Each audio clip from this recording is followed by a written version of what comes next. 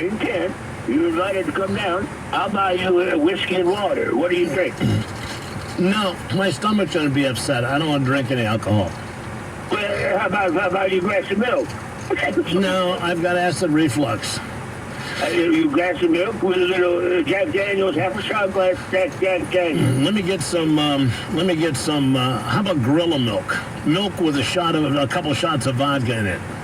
That would be fine. And some Tums. You need to be drunk since you hate Biden so much, but I tell you, Joe's going to talk about a lot of things, including the McCarthy and the crazy right trying to blackmail into a debt ceiling. Now, you don't understand what the debt ceiling is. I know people out there don't know what they're talking about when they want a debt ceiling. If the federal government spends over a certain limit, then they have to stop spending. Now, what does that mean? That means, we got to stop spending. We got to get rid of these communist entitlement programs. We got to get rid of Social Security and Medicare. And don't deny it. That's what McCarthy wants to do. I deny it 100%. Don't make me hang up on you because you're lying to everybody's faces. The Republicans have never said anything about Social Security cuts and Medicare cuts. They're talking about the debt ceiling. That's what they're talking about. The debt ceiling means you have to. The debt ceiling means you have to live according to your budget. Yes. And what's wrong with that? We've never done that. Why do we try to live according to our budget? Now let's go to the Columbia. No, answer a question.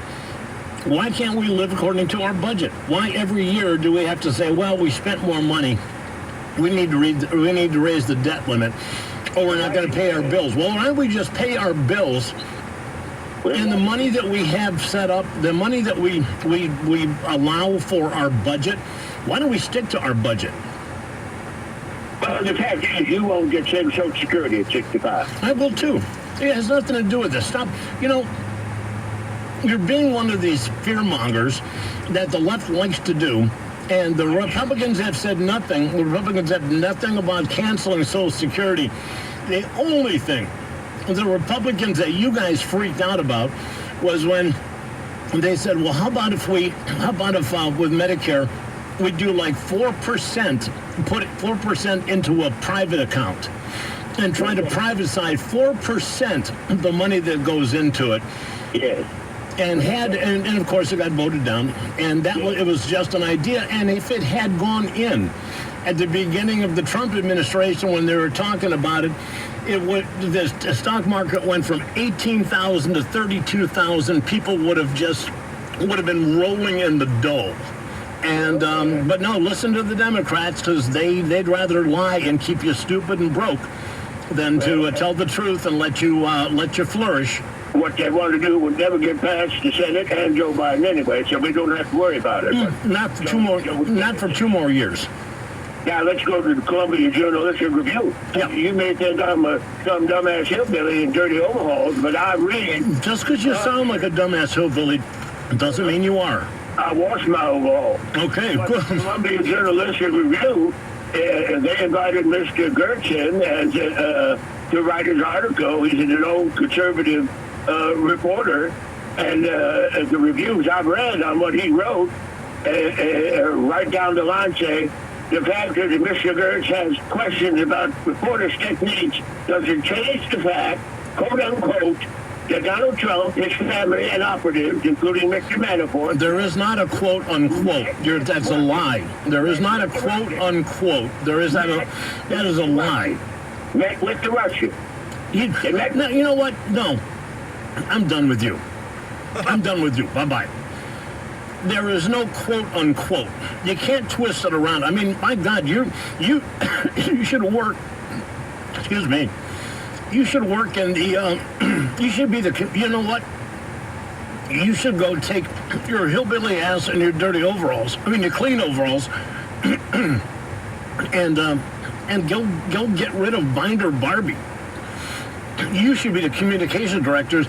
You could stand there and just befuddle anybody who's not paying attention, and any of the liberal people out there can get all warm and fuzzy and start rubbing themselves. Arms, legs, things like that. You'd be good at it. All of a sudden, he goes from making up a quote to the truth is Donald Trump. No, it's not the truth. It's not the truth. And you are lying.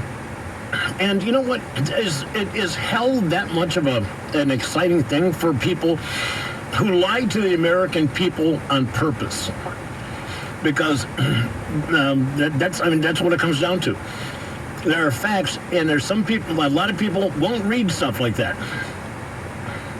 But they'll listen to people and the party, and that's what the Democrats rely on. Well, I won't read it myself. And I understand people are busy. You got kids, you got work, you got all kinds of stuff. I can't read it myself, so I'll just listen to my news, and they'll tell me.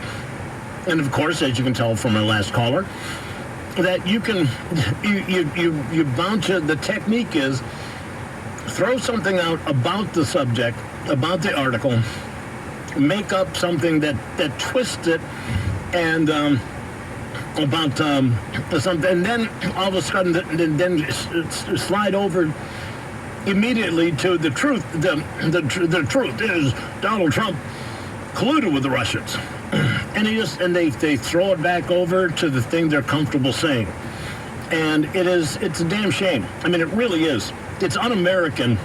It's traitorish. It's treasonous. You are lying to the American people. If you're a politician or a person and you lie to the American people, then you're just a liar. If you're a politician and you're in charge of representing people and you lie to them, that's dereliction of duty. And those are people that need to be hauled away and say, let's have another election. And let's have an election that will have consequences, which means if you lie in the campaign and it comes out that you lie later, we're tossing you, and we'll look at criminal charges. If you campaign on certain things and you do the majority of them, that's great. But if you lie and manipulate facts in order to push your side's agenda, that's nothing but communist BS. That's TASS. That's Pravda. That's the old Soviet Union, the voice of the Soviet Union, the voice of the proletariat, the bourgeois. Let me get a couple spots and we'll be right